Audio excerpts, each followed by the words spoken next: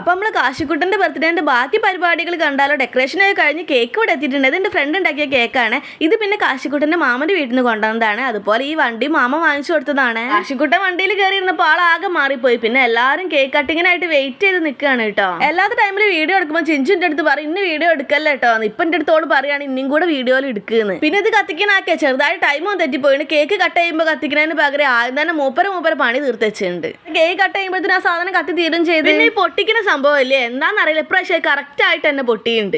അങ്ങനെ കേക്ക് കട്ടിങ്ങും ഫോട്ടോഷൂട്ടൊക്കെ അവിടെ തകൃതിയായിട്ട് നടക്കുന്നുണ്ട്. കേക്ക് കട്ട് ചെയ്യുന്നത് വരെ ഞാൻ ഫുൾ ഓണേനി. അത് കഴിഞ്ഞ് കുറച്ചുണ്ട് കഴിഞ്ഞപ്പോഴത്തേനും എനിക്ക് ഭയങ്കര തലവേദന മാത്രമല്ല അതിന്റെ കൂടെ സൈഡായിട്ട് വേറെ ചില അസുഖങ്ങളും ഉണ്ടേനി. എന്തായാലും ഞാൻ ഒന്നും പറഞ്ഞിട്ട് കാര്യമില്ല. ആ കേക്ക് ഒരു കുഞ്ഞു കഷ്ണം മാത്രമേ കഴിക്കാൻ കഴിഞ്ഞിട്ടുള്ളൂ. എന്റെ ഫ്രണ്ട് ഉണ്ടായ കേക്ക് ഒന്ന് ടേസ്റ്റ് നോക്കാൻ പോലും എനിക്ക് കിട്ടിയില്ല. ഒന്നും പോരാഞ്ഞിട്ട് ബിരിയാണിന്റെ ചെമ്പ് പൊട്ടിച്ച മണം ഇങ്ങോട്ട് വന്നപ്പോഴത്തേനും എനിക്ക് അവിടെ നിന്ന് ഇറങ്ങി ഓടാനാ തോന്നി. ഞാൻ വേഗം എന്റെ വീട്ടിൽ പോയിട്ട് കിടന്ന്.